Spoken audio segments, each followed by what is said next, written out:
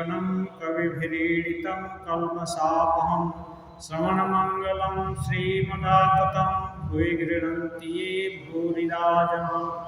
श्री रामकृष्ण वचनामृत परिच्छेद 55 है, मास्टर के प्रति उपदेश। मास्टर ने महेंद्रनाथ गुप्त, वो अपने को मास्टर करते हैं और ये जो है अंग्रेजी वर्षन उसमें मास्टर लिखा है, तो वहाँ उसमें श्री रामकृष्ण को संबोधित कर रहे हैं निखिलानंद जी महाराज। ये यहाँ मास्टर मिस मास्टर महाशय महेंद्रनाथ गुप्त। मास्टर के प्रति उपदेश। पंडित और साधु में अंतर। कलयुग में नारदीय भक्ति। आज बुधवार है, भाद्रपद की कृष्णा दशमी, 26 सितंबर 1883 ईस्वी। बुधवार को भक्तों का सुबहागमन कम होता है क्योंकि सब अपने अपने काम में लगे रहते हैं। प्रायः रविवार को समय मिलने पर भक्तगण श्री रामकृष्ण के दर्शन करने आते हैं। मास्टर को स्कूल से आज 1:30 बजे छुट्टी मिल गई है। 3 बजे के दक्षिणेश्वर काली मंदिर में श्री रामकृष्ण के पास पहुँचे।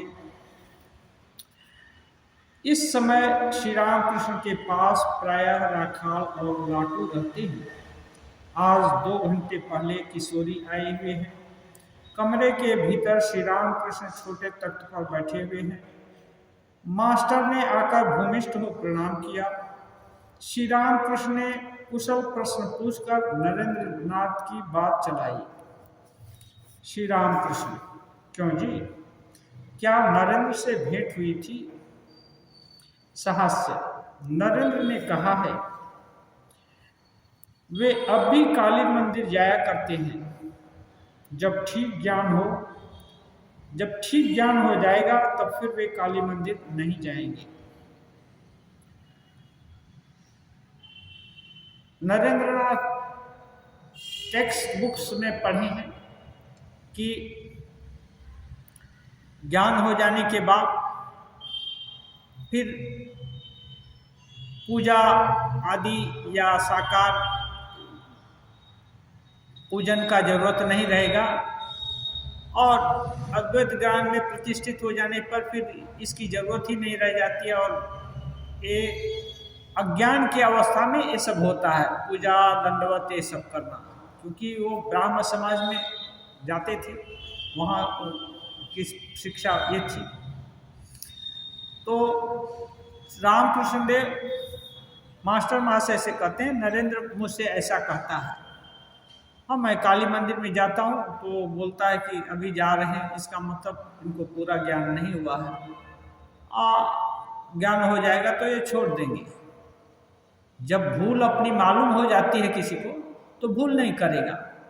जब तक भूल नहीं मालूम है तब तक भूल रिपीट करते जाते हैं। लेकिन नरेंद्रनाथ को उस समय मालूम नहीं कि रामकृष्ण देव इस लोक की भी बात, परलोक की भी बात और कितनी जगह की बातें सब जानते हैं एक आधार में। और सभी अवस्था भेद से सभी बातें, सभी अनुभूतियां सत्य हैं। ब्रह्म वस्तु अनंत संभावना है। वे साकार, निराकार और विभिन्न रूप धारण नहीं कर सकते हैं, ऐसी बात नहीं है। वे कुछ भी हो सकते हैं, अनंत संभावना है, तभी तो सर्वशक्ति बोलते हैं।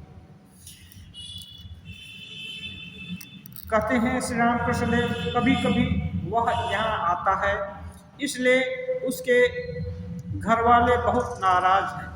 नरेंद्रनाथ के घर वाले बहुत नाराज हैं। क्यों? रामकृष्ण देव के पास जाते हैं। उस दिन यहाँ गाड़ी पर चढ़कर आया था। गाड़ी का किराया सुरेंद्र ने दिया था। इस पर नरेंद्र की बुआ सुरेंद्र के यहाँ लड़ने गई थी। सुरेंद्र गाड़ी का किराया दिए थे नरेंद्र के आने का, तो सुन लिया तो उनकी बुआ नरेंद्र की और जाकर सुरेंद्र से झगड़ा करने लगी। ऐसा होता है कि हमारे लड़के को बहका कर क्यों ले गया, ये सब। यहाँ भी कोई कोई लड़का शिकायत किया है कि यहाँ कुछ लड़के आते थे, उनके गार्जियन लोग बोलते हैं कि नहीं जाना, वहाँ जाने से वो लोग साधु बना देंगे। साधु बनाना मानो इतना सस्ता खेल है। हाँ, और ये काम हम लोग मठ मिशन में नहीं करते हैं। ये स्वेच्छा से कोई आए तो हम भी आए हैं, हमको रख लिया गया, कोई आएगा वो भी रहेगा, लेकिन जोर करके या कोई ट्रिक करके ऐसी फंदी बनाने से सारा जिंदगी नहीं रख सकता है आदमी। 2-4 दिन किसी बहकावे में आ जाए तो यहाँ तो सारे जिंदगी रहना है। इसलिए वो चीज़ श्री रामकृष्ण देव स्वामी जी ये हमारे परंपरा में ही नहीं है। तो वहाँ भी आज ये बात है, ऐसी बात नहीं है। उस समय भी रामकृष्ण देव के समय भी उनके पास लड़के जाते हैं तो उनके गार्जियन लोग गुस्सा होते हैं, डांट डपट भी लगाते हैं। ऐसा था, उनको डर है कि कहीं उनका दामन छोड़कर साधु न बन जाए। साधु बन जाएगा तो उनके काम नहीं आएगा या उनके जैसा नहीं रहेगा। श्री रामकृष्ण नरेंद्र की बात कहते हुए उठे। बातचीत करते हुए उत्तर पूर्व वाले वरामदे में आकर खड़े हुए। वहाँ हाजरा, किशोरी, राखाल आदि भक्तगण हैं। तीसरे पहर का समय है। श्री रामकृष्ण: वाह, तुम तो आज खूब आ गए।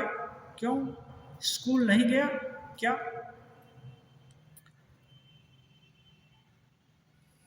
मास्टर: आज 1:30 बजे छुट्टी हो गई थी।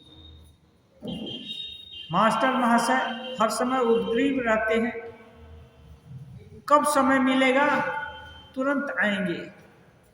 हाँ, इसलिए 1:30 बजे छुट्टी हुई, अन्य लोग जहाँ तहाँ जाता है आराम करने जाएगा, वो तुरंत आ गए। मास्टर श्री रामकृष्ण कहते हैं, इतनी जल्दी क्यों? मास्टर कहते हैं, विद्यासागर स्कूल देखने गए थे। स्कूल विद्यासागर का है, इसीलिए उनके आने पर लड़कों को आनंद मनाने के लिए छुट्टी दी जाती है। विद्यासागर महाशय का स्कूल है, वो विजिट करने कभी कभी आते हैं, तो सभी लड़के, सभी टीचर एक साथ उनसे भी मिल सकते हैं, देख सकते हैं, बातचीत सामूहिक हो सकती है और थोड़ा आनंद मनाएंगे। इसके लिए उस दिन छोड़ देते थे। हर समय नहीं आते, हर समय आएंगे तो यदि छोड़ दी तो पढ़ाई कब होगी, इसलिए ऐसा ट्रेडिशन था उनका। श्री रामकृष्ण: विद्यासागर सच बात क्यों नहीं कहता? श्री रामकृष्ण देव बोले हैं कि सत्य कलिकाल की तपस्या है, और जो सत्य को पकड़कर है वो भगवान के गोद में ही बैठा हुआ है। पहले तो सत्य की परिभाषा ही लोग नहीं जानते हैं। सत्य क्या है? सत्य ये है कि आज आलू की सब्जी खाए या भात खाए या रोटी खाए, इतना जानना और इतना बोलना ही सत्य है। सत्य का मतलब जो सदा रहे, जिसकी सत्ता सब समय रहे, वही सत्य है। तो अभी वजन करके देखें तो सदा रहने वाला कौन चीज है? ये घटपट, वेदांत की भाषा में बोलते हैं घट। घट माने वो आदमी को भी घट बोलते हैं। माने घड़ा के अंदर कोई चीज रखा जाता है, ऐसे आदमी के अंदर जीवात्मा है, इसलिए ये आदमी भी घट है। पट परिधान किया जाता है, तो ये पट है, जो दरी है, कपड़ा हम लोग पहने हैं, इसको पट कहते हैं, घटपट उदाहरण देते हैं। इसका मतलब ये अभिव्यक्त चीज है, ये हुई चीजें हैं, ये बनी चीजें हैं या बनाई गई चीजें हैं। तो जो बनाया गया चीज है उसका विकार होगा, वो नष्ट होगा, वो गंदा होगा, ये डिके होगा, धीरे धीरे खत्म होगा। पहले नहीं था, अब आया है, बाद में नहीं रहेगा, ये सब है। तो सत्य ये नहीं हुआ, आत्यंतिक सत्य ये नहीं हुआ। फिर क्या करेंगे? माया के कारण सभी जीव ग्रसित हैं। अंतिम सत्य जो ब्रह्म वस्तु ही है, जो कि अविकारी रहते हैं, क्योंकि ब्रह्म वस्तु का विनाश नहीं होता, सत्ता हर समय बनी रहती है।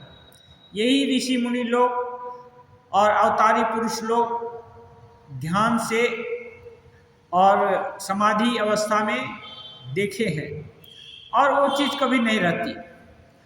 उसी का एक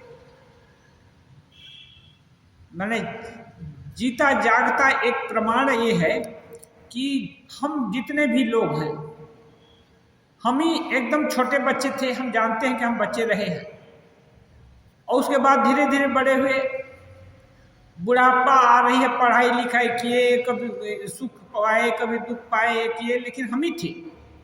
ये हम जाता नहीं है, हम ही दुख झेले, हम ही सुख झेले, हम ही सोए, हम ही खाए, हम ही रहेंगे। लेकिन कोई नहीं बोलता कि हम खत्म हो जाएंगे, ये शरीर खत्म हो जाएगा।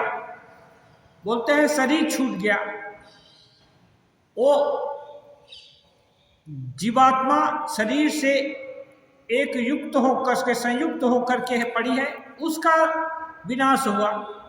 लेकिन इसके भीतर जो जीवात्मा है, जो असली सत्ता है, वो भगवान को प्यारी हो गई बोलते हैं। माने भगवान की जहाँ से आई थी वहाँ सत्ता चली गई।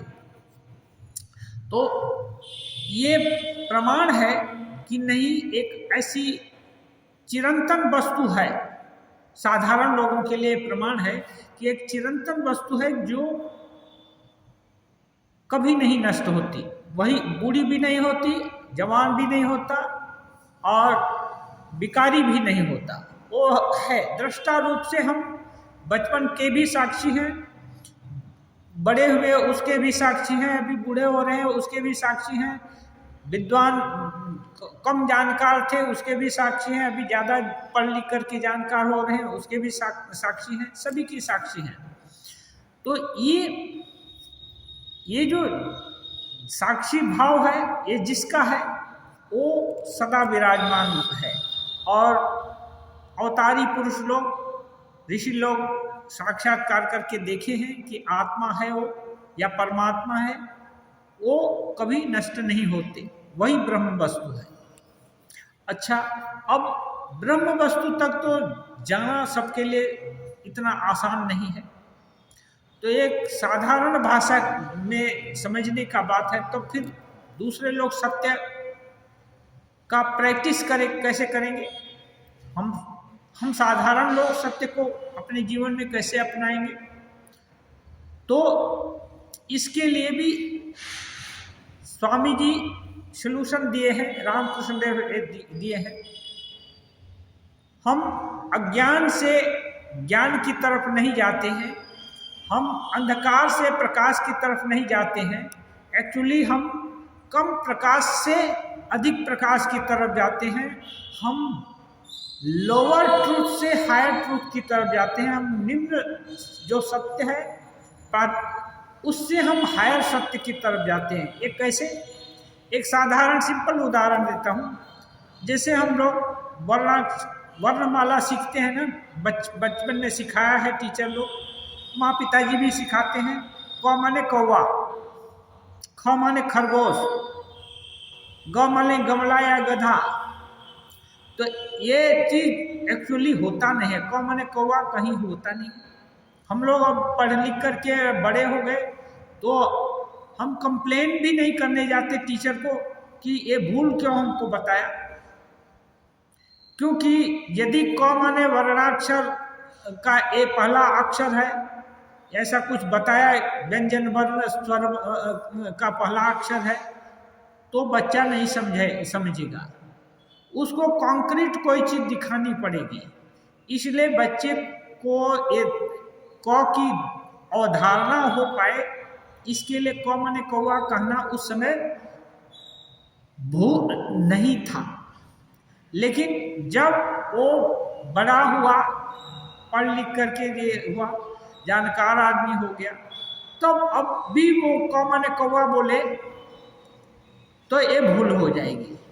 इसलिए इसको बोलते हैं सत्य का एव, जो तब उस सत्य की जरूरत थी, अब लेकिन उसकी जरूरत नहीं है। तो ये वो लोअर सत्य था। अभी हायर सत्य क्या हुआ, क व्यंजन वर्णमाला का व्यंजन का पहला शब्द है, पहला अक्षर है, शब्द नहीं अक्षर। तो ये जानकारी हुई। ऐसे ही हम सबके भीतर में विभिन्न हमारे ही रूप देखिए कितना है। कोई 50 साल का होगा, कोई 25 साल का होगा, कोई 10 साल का होगा, कोई 100 साल का है। हाँ, विभिन्न ये है, लेकिन सबके अंदर वही आत्मा विराजमान है जो कि अपरिवर्तित है। जैसे अभी अलंकार होता है, जाएंगे जौहरी के दुकान में, विभिन्न तरह का सोने का अलंकार है। कोई डिजाइन पसंद करेगा, कोई दूसरा डिजाइन पसंद करेगा, लेकिन जो बैठा हुआ सेठ है, जो दुकान खोल करके बैठा हुआ है, उसको मतलब नहीं है। वो तो गिनता है कि कितना किलो सोना आज बिका या कितने किलो सोना खरीद हुआ, और जो मर्जी जो डिजाइन ले लो, कोई ये नहीं है। डिजाइन दूसरे के लिए है, स्वर्णकार के लिए सोना असली चीज है। ऐसे ही जो सत्य है हम सबके अंदर, हम जानते हैं कि हम कोई पुरुष शरीर है, कोई स्त्री शरीर है, ये जान रहा है, लेकिन सत्य ये है कि सभी आत्मा है। तो ये इस चीज को ध्यान से या आध्यात्मिक अवस्था में उच्च अवस्था प्राप्त करने से तब लोग जान पाते हैं, अन्यथा नहीं जान पाएंगे। साधारण लोग अलंकार के डिजाइन पर ही लट्टू हो जाएंगे। वो डिजाइन मिले तो ये होगा, और वो डिजाइन नहीं मिली तो सोना खरीदना भी नहीं चाहेंगे। तो ऐसी बात है। इसलिए अब क्या है, लोअर ट्रूथ से हायर ट्रूथ पर जाना है। और श्री राम कृष्ण देव बोले हैं, तब फिर मान लीजिए लोअर ट्रूथ हुआ, कॉमन कौवा, कॉमन खरगोश, आगे बढ़ेंगे कैसे? क्योंकि ब्रह्म वस्तु का साक्षात्कार होने तक बहुत सीढ़ियां चढ़नी होगी, इतना सहज रास्ता नहीं है। दुर्गम पथस्तत् कवयो वदंती, ये रास्ता बहुत कठिन है, बहुत दूर जाना है। लंबा मार्ग दूर घर, विकट पंथ बहुमार, कहो संतों कैसे पाइए दुर्लभ हरि दीदार। तो ये रास्ता बहुत कठिन है, आज दूर तक जाना है। तो उसको श्री राम कृष्ण देव बहुत सिंपल भाषा में ये कर दिए। कैसे हम माने कि हम सत्यवादी हैं, ना हम मिथ्यावादी हैं, ना क्या है, या कोई कैसे सत्यवादी होने का प्रयास कर रहा है, कैसे समझा जाएगा? तो श्री राम कृष्ण देव बोले, जो मन मुख एक करता है वही सत्यवादी है। तो मन मुख एक करना माने सत्य को पकड़ना है।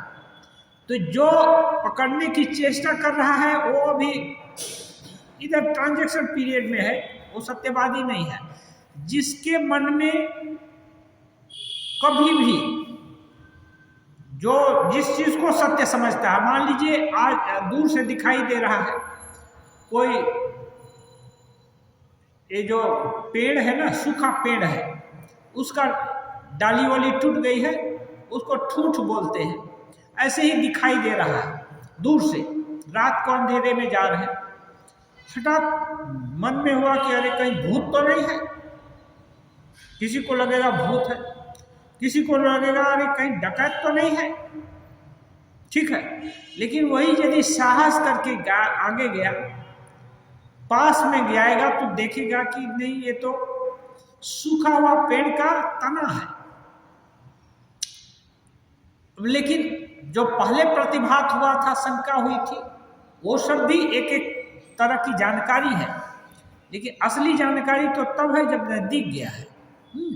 तो यदि उसको धारणा होगी कि यही चोर है, तो क्या करेगा? वो हो सकेगा तो वहां से दूर खिसक जाना चाहेगा। अब चोर की अवधारणा उसको हटने के लिए बाध्य करती है कि चलो यहाँ, नहीं तो यहाँ खतरा है। ऐसे ही मनमुख जिसका एक है, वो जो मन में आएगा वही व्यवहार करेगा। लेकिन वो डर करके यदि भाग रहा है और दूसरा कोई थोड़ी दूर पर मिला और इसका डरा हुआ चेहरा देखता है, बोलता है क्यों, कहाँ भाग रहे? तो वो बोलता है कि उधर डकैत है। तो वो हंसने लगता है, वो जानता है कि डकैत नहीं है, वो तो बहुत दिन का सूखा हुआ पेड़ है, कोई काटा नहीं है बल्कि ये है।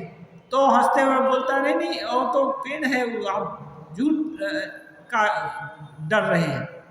तब दोनों लोग वो आकर के दिखा भी देता है। ऐसे ही जब हम लोअर ट्रूथ को जान गए, उसके हिसाब से व्यवहार कर रहे हैं, अब वही सत्य, अब हायर ट्रूथ को जान गए कि नहीं, ये चोर नहीं है, ये पेड़ का तना है। तब अब पेड़ का तना मानने लगेंगे, डर भय दूर हो जाएगा। इसी प्रकार से अब शंका नहीं रहेगी। लेकिन शंकालु आदमी है तो हो सकता है दूसरे दिन भी आए तो डर जाए कि कहीं दूसरा तो कुछ तो नहीं आ गया, या उसके पीछे तो कुछ नहीं है। हाँ, तो ये क्या है, मन और मुख एक यदि हो जाए तो आज जिसको हम जो चीज़ गलत है हम सत्य समझकर उसको पकड़ कर रखे हैं, कल यदि हम जान गए कि ये गलत था, ये भूल थी, अब भूल को संशोधन कर दिए। तो ऐसे ही लोअर ट्रूथ से हायर ट्रूथ पर हम जा सकते हैं। और जो हर समय इस संशोधन को पकड़ कर रखा है, इस सत्य को कि नहीं, जो दिल में दिमाग में बैठ जाएगा वही चीज मुंह से बोलेंगे, ठीक है, और उसके अनुरूप ही क्रियाकलाप होगा, तब वो सत्य में प्रतिष्ठित है। और ऐसा करते करते धीरे धीरे सत्य उसको नहीं छोड़ेगा। एक कहावत है, इसमें योग में बोलते हैं, योगेन योगो ज्ञातव्यो, योग से योग को जाना जाता है, योगो योगात प्रवर्तते, और योग से ही हायर योग में प्रवृत्ति होती है। यो अप्रमत्तस्तु योगेन, जो योग में अप्रमत्त है, माने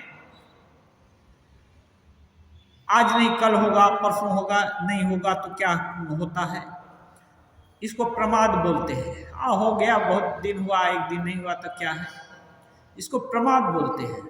तो जो अप्रमत्त है माने लगा हुआ है कि नहीं, कैसे भी करके झूठ नहीं बोलना है, जिंदगी में और किया तो किया कि नहीं किया, लेकिन सत्यवादिता को तो पकड़ लिया, क्योंकि भगवान सत्यवाद सत्य स्वरूप है। भगवान को पकड़ना है तो सत्य को अवलंबन करना पड़ेगा, अन्यथा उपाय नहीं है, ठीक है। ऐसा जिसका संकल्प हो गया, वो जिसको सत्य जानेगा वो फिर उसको ये नहीं कर सकता है, फिर उस यदि भूल हुआ तो उसको पश्चाताप भी होगा, ये होगा, और फिर से संशोधन करके सत्य रास्ते पर आ जाएगा। ऐसे ही करते करते सत्य जो वस्तु है ना, वो उसमें इतनी निष्ठा हो जाएगी कि ठाकुर बोलते हैं माँ बेचाले पा पड़ते देन ना, माने माता है ना, उसका ताल भंग नहीं होने देते। वो जो भी सत्य स्वरूप को यदि पकड़ लिए हैं तो सत्य स्वरूप आपको माने भ्रमित नहीं करने देगा। धीरे धीरे हायर सत्य उद्घाटित होता जाएगा और भूल समझने या भूल करने की प्रवृत्ति धीरे धीरे कम हो जाएगी। ये है क्योंकि सत्य में शक्ति है। ऐसा नहीं है कि सत्य है, अरे सत्य बोलने से जितने लोग हैं, अधिकांश धारणा है कि जो लोग आजकल मिथ्या भाषण करते हैं, हाँ, वो ज़्यादा फ्लरिश करते हैं, वो कमा लेते हैं धन। एक रुपये का चीज 5 रुपये में बेच दिया तो बहुत धनी हो गया। ये आपाततः देखने में अच्छा लगता है और एक बड़ा गेन है, लेकिन जो 5 रुपया में बेच देता है 1 रुपये का सामान, वो लेकिन कोई सामान वो ऐसा नहीं चाहता है कि 1 रुपये का सामान उसको 5 रुपया में मिले, खुद को उसको खरीदना हो तो वो नहीं चाहता है। अब दूसरे के लिए तो झूठ बोलता है, लेकिन अपने लिए सत्य चाहता है। तो सत्य की अवधारणा उस व्यक्ति के अंदर नहीं है, ये बात नहीं है। क्योंकि जो दूसरे के साथ झूठ बोल रहा है वो नहीं चाहता कि उसके साथ कोई झूठ बोले, या दूसरे के साथ दगाबाजी कर रहा है तो वो नहीं चाहता कि उसके साथ कोई दगाबाजी करे। इसका मतलब वो जानता है कि सत्य कोई अच्छी चीज है जो कि उसको मिलनी चाहिए, लेकिन उसका आदत खराब है, लोभ आ गया, इसलिए दूसरे के साथ वो दगाबाजी कर देता है।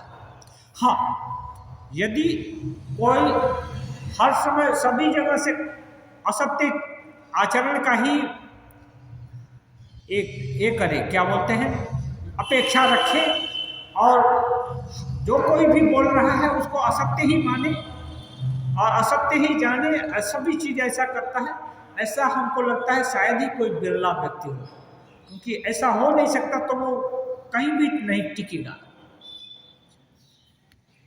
और सत्य योग सूत्र में है, सत्य में जो लगा रहा ना वो सत्य की पराकाष्ठा तक जाता है।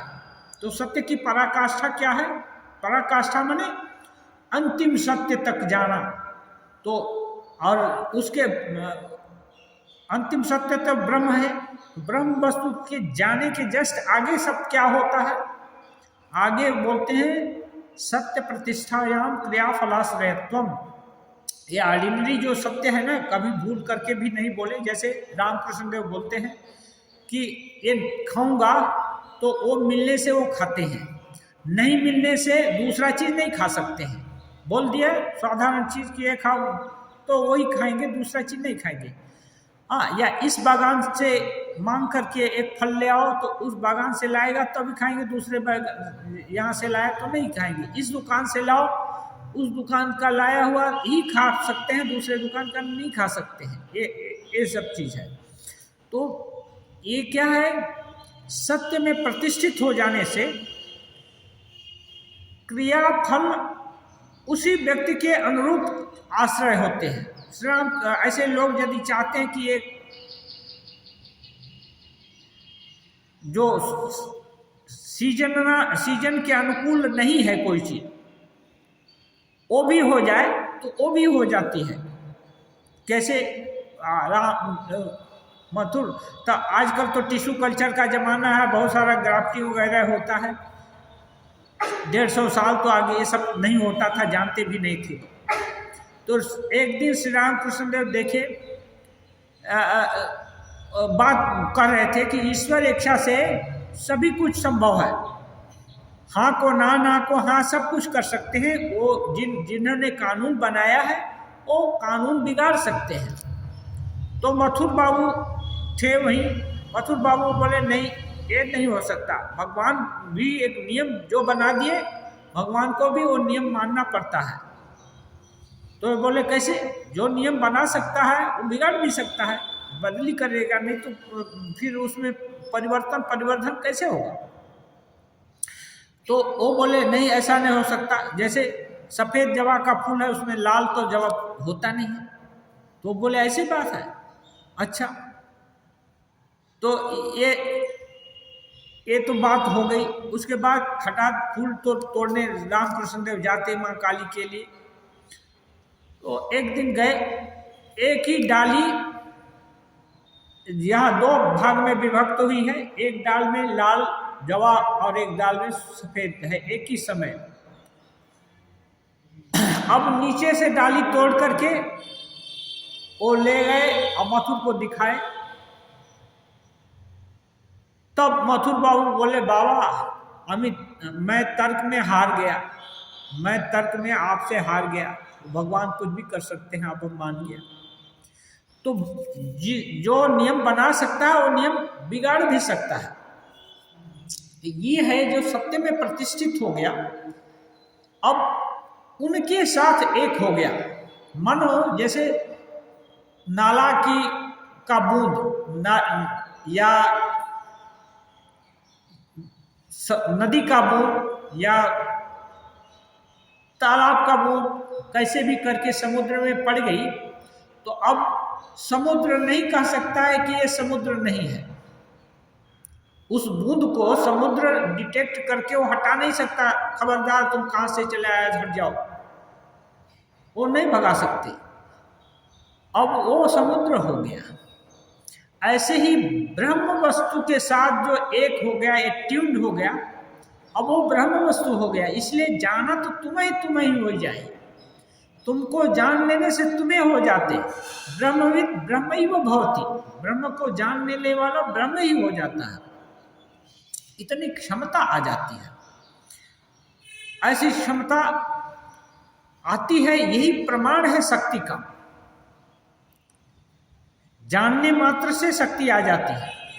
अच्छा, उतना दूर तक नहीं सोचते। अभी साधारण एक उदाहरण देखिए, यदि गरीब आदमी घर में खोदते हुए उसके यदि सोने या चांदी का एक आध ट्रंक मिल जाए, तो अब वो अपने को गरीब समझेगा, भले ही वही पुराना मैला कुचैला कपड़ा पहने, लेकिन अब उसका दिल तुरंत धनी हो गया। नहीं, ये तो मैं धनी आदमी हूँ, क्यों मेरे पास इतना माल है। इसके लिए धनी बनाने के लिए किसी को कुछ जुगाड़ नहीं करना, देखने मात्र से ही वो धनी हो गया। हाँ, तो इसको बोलते हैं Swami ji, knowledge is power. देखने मात्र से शक्ति है। तो ये जो आत्मा है ना, इसका साक्षात्कार करने मात्र से ही शक्ति हो जाती है। क्यों? शक्ति कहीं से बाहर से आती नहीं है, शक्ति तो भीतर में है। तब फिर क्यों नहीं बोध होता? वो आवरण इतना ढका हुआ है कि वो अपने बल का अनुमान नहीं है। जैसे हनुमान जी को अभिशाप दे दिए थे ऋषि लोग, उपद्रव करते थे बचपन में, ऋषि लोग को परेशान कर देते थे, यहाँ वहाँ फेंक देते थे शालिग्राम और कुछ मूर्ति वगैरह सब ये कर देते थे। तो बहुत चंचल है, तो वो लोग अभिशाप दे दिया कि जा, तुमको तुम्हारे शक्ति का एहसास नहीं रहेगा। ठीक है, यदि कोई याद दिलाएगा तब ज्ञान होगा। लंका में जान सीता जी का पता लगाने की बात हो रही थी, तो ये हनुमान जी वहीं उसी दल में बैठे थे, लेकिन हनुमान जी कुछ नहीं बोल रहे हैं, चुपचाप पड़े हुए हैं। और लोग अपना अपने बल का बखान कर रहे हैं। जामोहन जी सब देख रहे हैं। जामोहन जी को ये घटना मालूम है कि हनुमान जी का इतिहास मालूम है, वो बहुत बूढ़े थे। प्रवीण आदमी को तो पहले का इतिहास भी मालूम रहता है। तब हठात जामोहन जी बोलते हैं हनुमान जी की तरफ देख करके, का चुप साध ही रहा बलवाना। हे बलवान, तुम चुप्पी क्यों साध लिए? राम काज लगी तब अवतारा, राम जी के काम के लिए ही तुम्हारा अवतार हुआ, तुम अवतारी पुरुष हो। जैसे ही हनुमान जी सुने वैसे ही कनक भूधराकार शरीरा समर भयंकर अति रणधीरा एकदम पर्वताकार हो गए।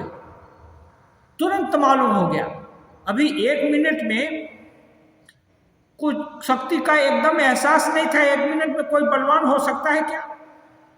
नहीं हो सकता है। लेकिन नहीं, स्प्रिंग है, दबा करके बहुत बड़े बड़े चट्टान से स्प्रिंग को दबा दिया गया है, अब वो चिपटी हुई है। हाँ, जैसे ही चट्टान किसी कारण से खिसक गई तो अब स्प्रिंग को अपने स्वरूप में आने में, फैलने में कोई रोक सकता है क्या? रोक नहीं सकता है। वो ऑटोमेटिक उसकी शक्ति ही उसको फैला देगी। ऐसे ही है, जानने मात्र से ही ज्ञान हो जाता है और शक्ति आ जाती है, सब कुछ हो जाएगा। तो ये बोलते हैं सत्य प्रतिष्ठायाम क्रियाफल आश्रयत्व, सत्य में जो प्रतिष्ठित हो गया क्रियाफल उसका आश्रय कहेंगे। ये जो टेबल है, यदि कोई बोल देगा ये टेबल नहीं है, ये सोफा है, तो ये सोफा ही दिखेगा। ये बोल देगा कि ये इनर्ट नहीं है, ये क्या है, यहाँ हाथी है, तो हाथी ही बन जाएगा। क्यों?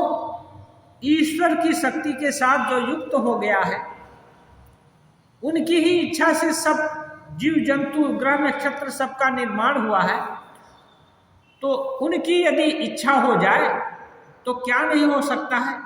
इसलिए श्री रामकृष्ण देव नरेंद्र नाथ को जब काली मंदिर में भेजते हैं उनकी दरिद्रता दूर करने के लिए, बोलते हैं कि जा, मेरी माँ इच्छा स्वेच्छा से जगत प्रसव की है, माँ चाहने से क्या नहीं हो सकता है, वो क्या नहीं कर सकती हैं, जो मांगेगा वह मिलेगा। जाओ, आज अच्छा दिन है, जो मांगेगा वही मिल जाएगा। नरेंद्र नाथ जाते हैं लेकिन मांग नहीं पाते हैं। वही ज्ञान वैराग्य भक्ति देखते हैं, भरा भय करा माँ की आनंद मुक्ति, और सब कुछ देने के लिए तैयार हो है। और नरेंद्र नाथ भी उच्च अधिकारी हैं, जो जैसा अधिकारी रहेगा वैसा ही चीज चाहेगा। जिसका बड़ा पेट है उस हाथी को यदि 1 चम्मच खाद्य द्रव्य उसके सामने कोई लाए तो उसको हो सकता है दिखाई भी न पड़े। 1 चम्मच कोई खाद्य द्रव्य हाथी के सामने लाए, वो देख पाएगा।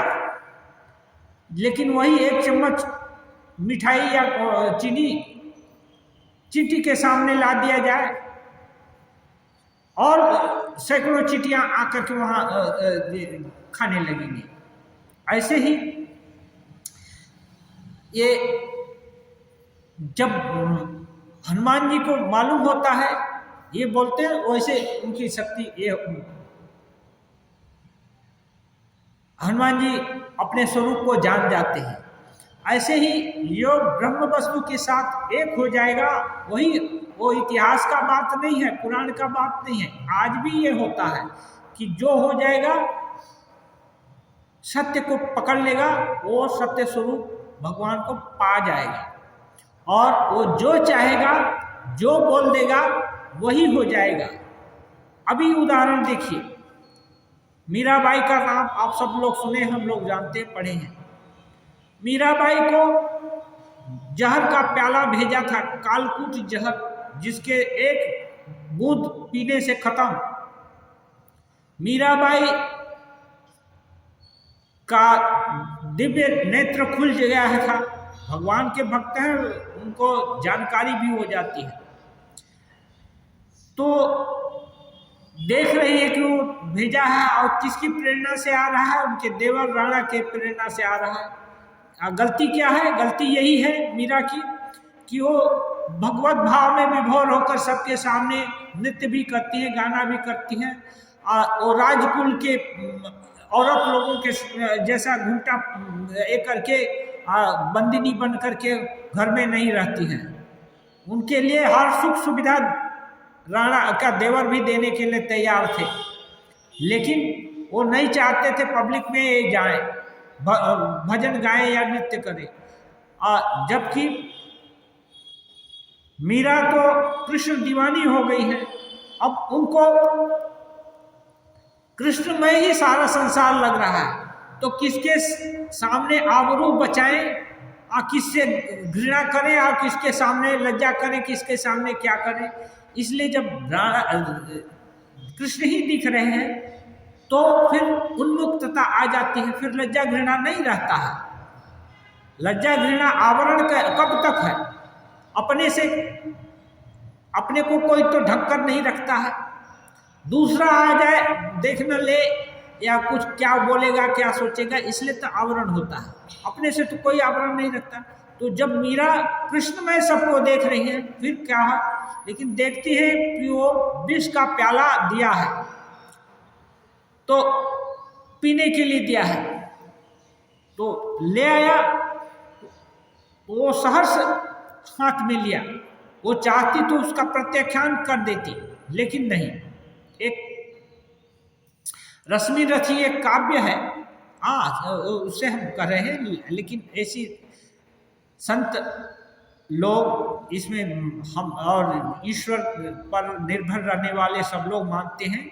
तो रश्मि रथी में एक लाइन है, किंचित बिना आदेश के भूसे न उड़ती धूल है, हंसती न है मधुबावली, रोती न है मधुबावली, हंसता न कोई फूल है।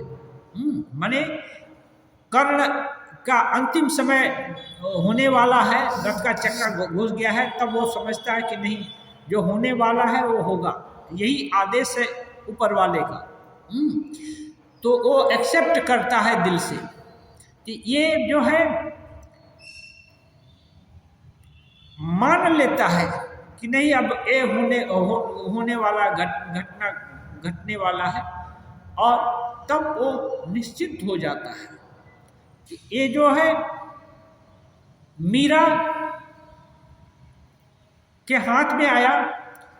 तो मीरा जानती है मेरे तो गिरिधर गोपाला दूसरा न कोई, राणा और अमुक तमुक कौन सा चीज है, बिना कन्हैया के ये सब कुछ नहीं हो रहा है। हाँ, भले ही ये सब निमित्त हैं, लेकिन असली कारण तो कन्हैया है। क्यों? मैं तो उनकी हो गई हूं ना, मैं तो ये राणा की नहीं, ये समाज के लोगों की नहीं, मैं तो कृष्ण के लिए गाती हूँ, कृष्ण की हूँ। इसलिए जो आ रहा है कृष्ण के यहाँ से वो एक्सेप्ट करने योग्य है। कृष्ण कोई खराब चीज नहीं दे सकते हैं। जैसे ही ये धारणा हुई और हाथ में आया विष का प्याला, वैसे ही वो विष अमृत हो गया।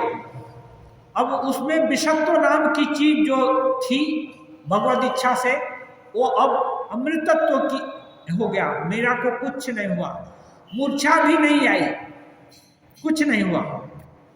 और देखिए वहीं मीरा के ही जीवन में फिर उससे भी नहीं हुआ तो कोबरा, भयंकर कोबरा को पकड़ कर लाया और बोला कि इसके दे जाओ और इसे कन्हैया को सजाएगा, इसमें माला है। वो देख रही कि कोबरा आ रहा है, और लेकिन जब माला करके दिया तो मीरा भी बोली हाँ, इस माले से कन्हैया को सजाऊंगी। और जो देने वाला है उसके सामने ही खोल दिया और देखा तो माला है, और बढ़िया माला है, और उसे सजा दिया कन्हैया को, और वो अंत तक माला ही रहा। देखिए सजीव चीज निर्जीव हो गया, और उल्टा भी हो सकता है, निर्जीव भी सजीव हो जा सकता है। उनकी इच्छा से कुछ भी असंभव नहीं है। और देखिए यहाँ हमारे संघ में हम यहाँ तो ज़्यादा मिरेकल की बात नहीं करते, क्योंकि रामकृष्ण देव बोलते हैं ये सिद्धाई है ना, ये उन्नति का द्वार नहीं खोलती, अधोगति ये करती है। लेकिन जो महापुरुष होते हैं, जो जिनकी अवस्था उन्नत हो जाती है, उनके जीवन में सिद्धि भी अपने आप आ जाती है। रामकृष्ण देव के जीवन में भी सिद्धियां आई थी, उसका उपयोग नहीं किए। वो देना चाहे स्वामी जी को कि मैं बहुत साधना के द्वारा सिद्धि है, ये तुम ले लो तो इससे माँ का काम होगा।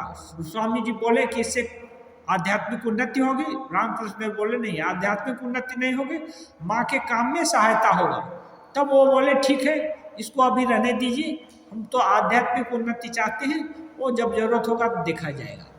नहीं लिए। और इस त्याग की भावना को देख करके ये जलता हुआ त्याग है। इसलिए रामकृष्ण देव बोलते नरेंद्र का वैराग्य देखो, त्याग वैराग्य कितना ऊंचा है। दाव दाव करके ये जल रहा है, उसमें केला गाछ डाल देगा तो भी जल जाएगा, इतनी प्रचंड वैराग्य, विवेक वैराग्य है। ये असली चीज है। विवेक क्या है? एकदम तीव्र बुद्धि, कौन सा सत्य है उसको पकड़ने, उसको जानना। और वैराग्य क्या है?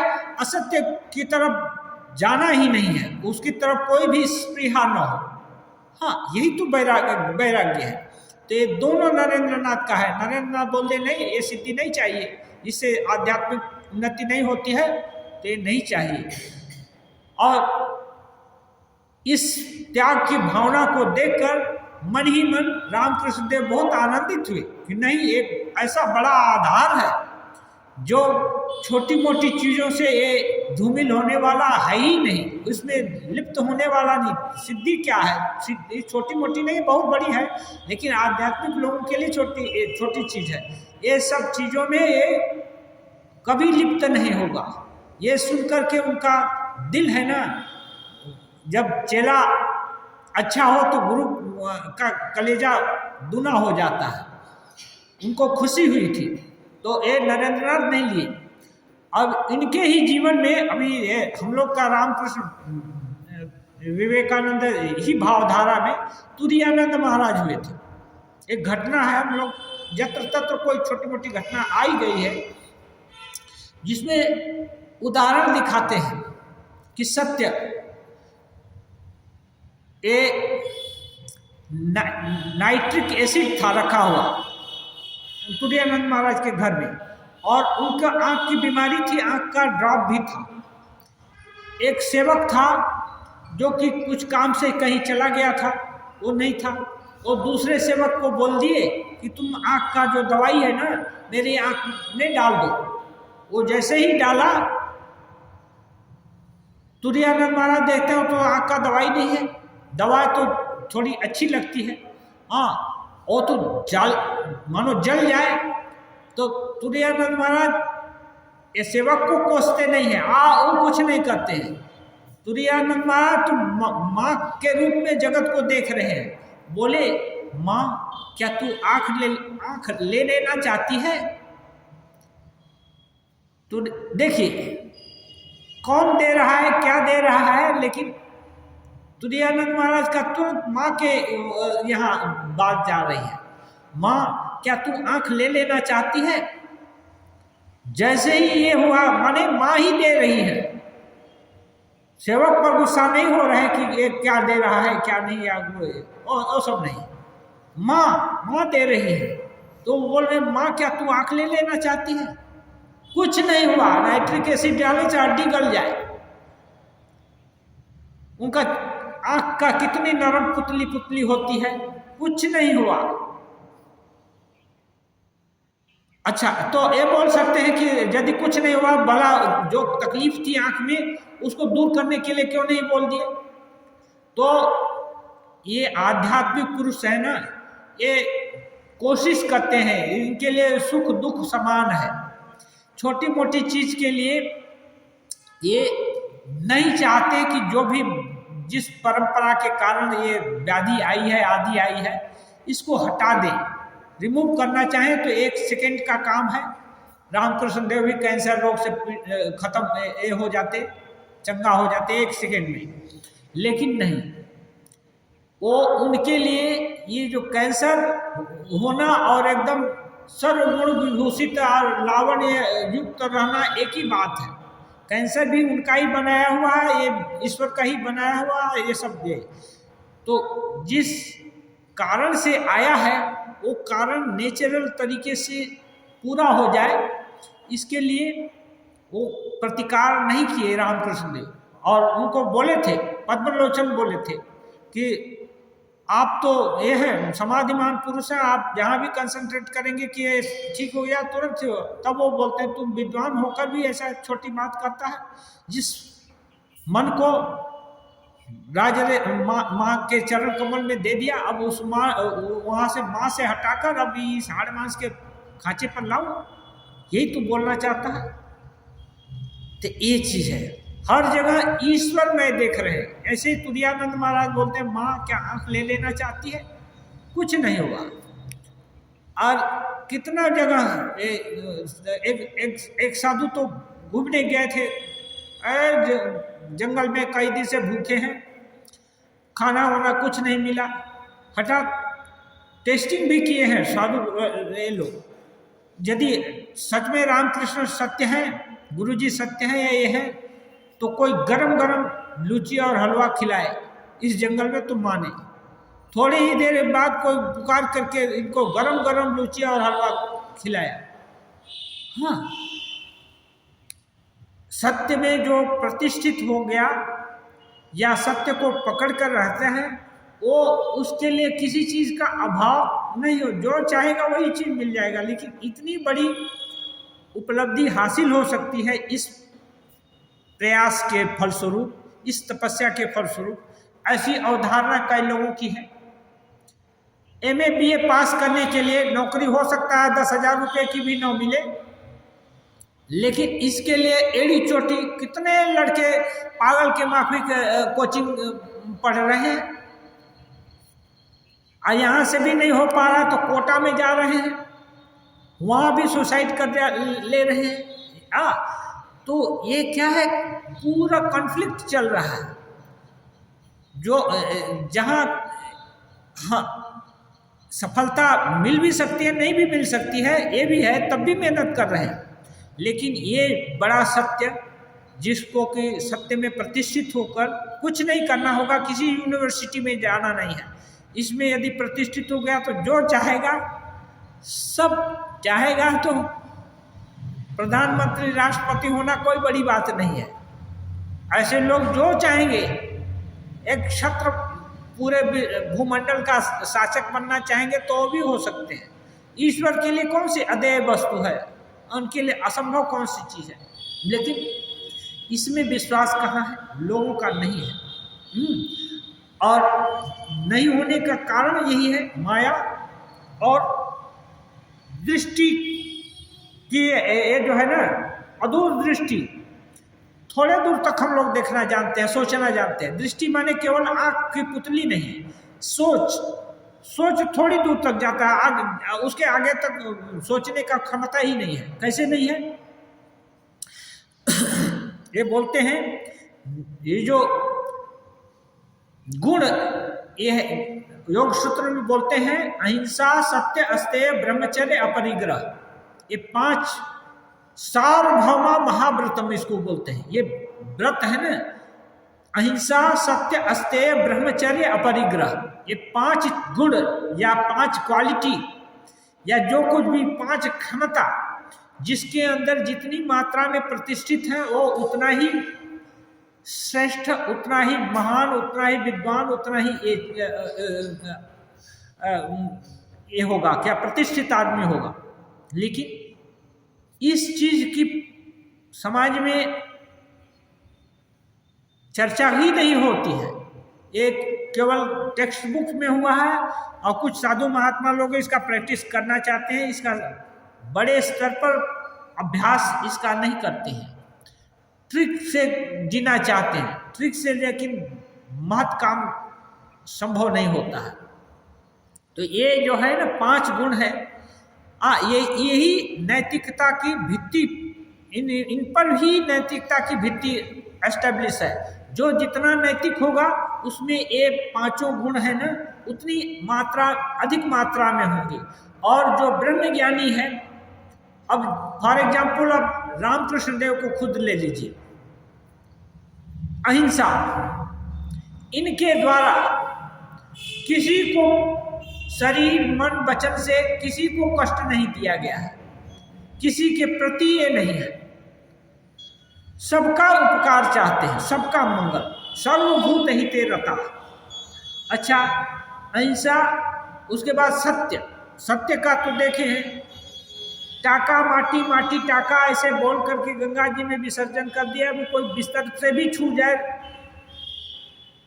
पैसा, तो उनका हाथ टेढ़ा हो जाता है, मानो बिच्छू काट दिया, ऐसी वेदना होती है। अस्तेय, चोरी करना तो बात ही क्या है, 10,000 रुपया देना आजकल हो सकता है, आजकल के 10 करोड़ से भी ज़्यादा रुपया रहा होगा। एक साधारण 6 रुपये वेतन भोगी ब्राह्मण के बच्चे को दिया जा रहा है 10,000 रुपया, जो कि आज के 10 कोटि से भी ज़्यादा कीमती होगा। मानो उनके सिर पर वज्रपात हो गया, हाँ बेचैन हो गए। डंडा लेकर मथुर बाबू को नहीं, मथुर बाबू नहीं, ये तो मारवाड़ी दिए थे, ऑफर किए थे। उन एकदम गुस्सा हो गए और उनको डंडा लेकर मारेंगे, ऐसा ये हो गया था कि तुम मुझको संसार में बांधने जा रहा है, ये कर रहा है। तो ऐसी प्रवृत्ति हो गई, भला दूसरे का कैसे लेने का ये करेंगे। अचौर्य में प्रतिष्ठित ये है। और अस्तेय हुआ ब्रह्मचर्य, एक साथ माँ शारदा यौवना थी और उनका भी ये था, एक साथ 6 महीना तक रहे, कोई शारीरिक संपर्क नहीं, कोई ये नहीं।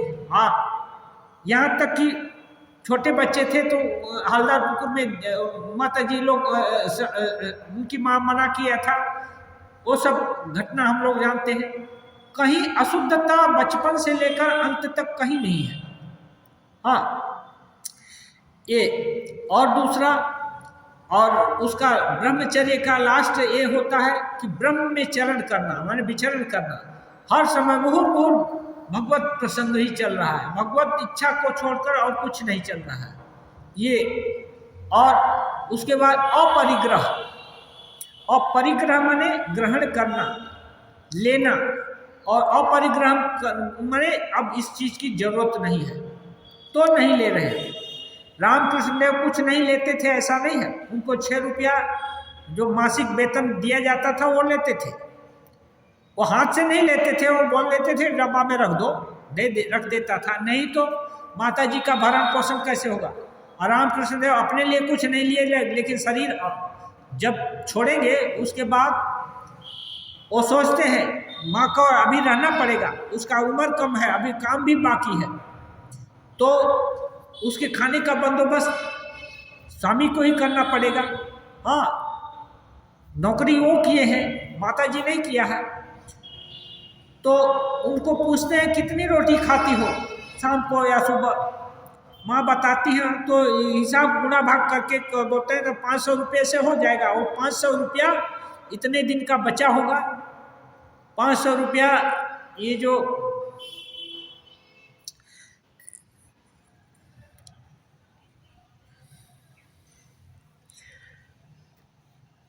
अरे वो देखिए नाम अभी तुरंत नाम भूल गया, ये जो बलराम बाबू की जमींदारी थी, जमींदार लोग सूद पर पैसा भी देते और लेते भी थे। बलराम बाबू का हठात नाम भूल गया, बलराम बाबू के इसमें दे दिए 500 रुपया। अब उसका इंटरेस्ट 5 रुपया या 6 रुपया महीना होगा। वो बलराम बाबू के यहाँ से माता जी को जाता था, ठीक है। इससे भरण पोषण हो जाएगा, मोटा भात मोटा कापड़, इसका बंदोबस्त करने का ठाकुर उपाय कर दिए। जो ठाकुर 10,000 रुपया नहीं लिए, वो अपनी अर्धांगिनी के लिए 500 रुपये का बंदोबस्त कितने दिन का जुगाड़ रहा होगा वो करा दिए, ठीक है। तो जिम्मेदारी से किसी से वो गए नहीं, और इसको बोलते हैं अपरिग्रह। अपने लिए उनके लिए एक जोड़ा धोती और मिनिमम कपड़ा ये चीज़ है। वो भी कभी मास्टर मास्टर से बोल दिए, कभी किसी से बोल दिए कि एक जोड़ा नहाने का कपड़ा लाओ, बस इसे यदि लेते रहते तो कितना लोग देता, लेकिन नहीं लेते हैं। हाँ, जिससे किससे तो लेना और मास्टर महाशय या बलराम बाबू भी दे, ज़्यादा तो नहीं लेंगे, ठीक है। तो इसको बोलते हैं अपरिग्रह। अपरिग्रह माने जितना कम से कम में काम चल जाता है उतने में संतुष्ट रहना। ये सब रामकृष्ण देव के जीवन में हम आराम से देख सकते हैं। माता जी के जीवन में भी देखिए, माता जी इतना बच्चा कच्चा बने सन्यासी और भक्त वगैरह बाद में जुटे। शुरू में तो उनके भी भात पर नमक कभी कभी नहीं जुटता था। जब रामकृष्ण देव का तिरोधान हुआ उसके बाद बहुत कष्ट से रही। और रामकृष्ण देव की शिक्षा किसी के यहाँ सामने हाथ नहीं फैलाना, वो भी अक्षर सब माता जी पालन किया। अपने से कोई देता है उसको हाथ फैलाना नहीं बोलते हैं, मांगना है अमुक अमुक चीज ला देना, तमुक दे देना, इसको मांगना बोलते हैं। जो काम नहीं करता है, भगवान का आराधना करता है, उसको कोई नहीं देगा तो कैसे जिएगा। उसको कोई ले जाकर खिलाता है तो इसको मांगना नहीं बोलते हैं। और दोनों में अंतर है। कोई जाकर के उनको खिलाए और कोई किसी से वो मांगे कि अमुक अमुक ये चीज दे दो, उसमें बहुत अंतर है। तो ठाकुर बोले थे किसी के आगे जाकर हाथ नहीं पातना, माता जी ये किया। बाद में इतने संतान हुए, लेकिन माता जी अपने लिए बहुत कुछ संचय नहीं करती थी। जो भी आया संतानों के लिए संचय किया और उनको देती गई। जो भी है संतान लोग को देती गई, खिलाती गई, पिलाती गई, उनके लिए सब कुछ किया। तो ये क्या है, अपने लिए जो भी संचय बोलते हैं उसको संचय बोलते हैं। अभी संघ इतना बड़ा हुआ, अभी यहाँ जमीन नहीं रहे। नरेंद्र नाथ तो वो जो आश्रम है ना, एक बार प्लेग हुआ, वो बोले कि कहाँ से रुपया आएगा, तो नहीं रुपया आएगा तो ये आश्रम भेज देंगे हम लोग। गाछ तला, पेड़ के नीचे रहने वाले साधु हैं, फिर पेड़ के नीचे चले जाएंगे। माता जी को कोई खबर भेजा, माता जी बोली नहीं, नरेंद्र को बोलो क्या ये आश्रम जो बना है एक रिलीफ करने के लिए बना है क्या? इससे कितने नर नारी के त्राण कार्य होगा, कितनी सेवा होगी। हाँ, ये नहीं किया जाएगा। देखिए, अपने लिए माँ कुछ नहीं चाहती, लेकिन नहीं, ये संघ है, इसका इसमें बहुत सारा लोग आ जाएंगे, ये संघ नहीं बना होगा तो होता तो आप और हम लोग कहाँ कहाँ रहते, कभी एक जगह जुट ही नहीं सकते थे। अभी गए थे गया में आश्रम मठ सेंटर ओपनिंग हुआ, कहाँ कहाँ से लोग आए, सबसे हम लोग मिले। ये सब संभव ही नहीं हो सकता था। तो ये माँ का आशीर्वाद है कि ये वो बोली नहीं, इससे बहुत काम होगा, तो इसके लिए संचय चलता है। लेकिन अपने लिए सब कुछ संचय करना, तो ये जो है, ये पांचों गुण जिसमें जितनी मात्रा में ज़्यादा होंगे वो उतना ही सत्य में अच्छा आदमी होगा। क्या बोलते हैं, वो उतना ही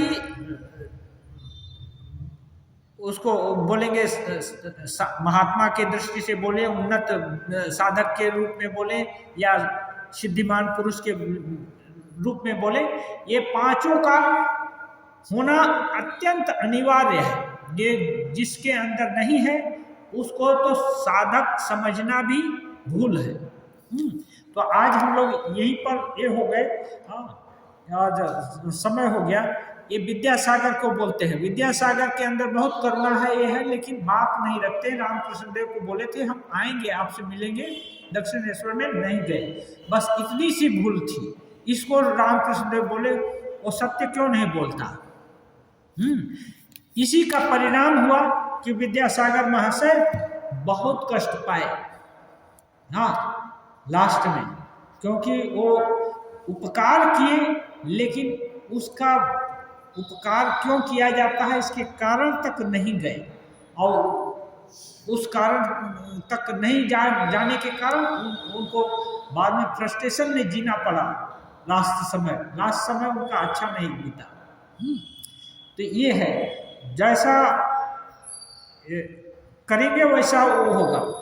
बहुत अच्छे थे रामकृष्ण देव, खुद उनको देखने गए थे, तुम विद्या के सागर हो, लेकिन नहीं, दबा हुआ चीज है। वे सोना चांदी दबा रह जाए और पुष्ट दर पुष्ट उसके ऊपर से गुजरता रहे तो उसको क्या लाभ हुआ।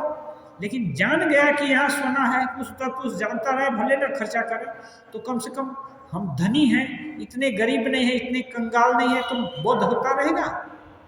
ये बात है।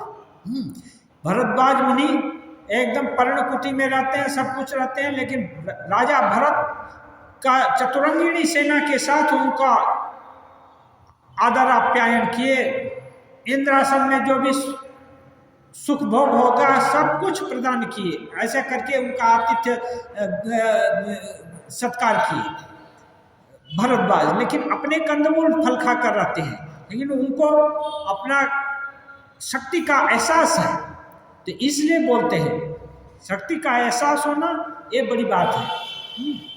ओम निरंजनम नित्यमनंतरूपम भक्तानुकंपाजित विग्रहं वै ईशावतारं परमेशमेड्यं तं राम कृष्णं शिरसा नमामि।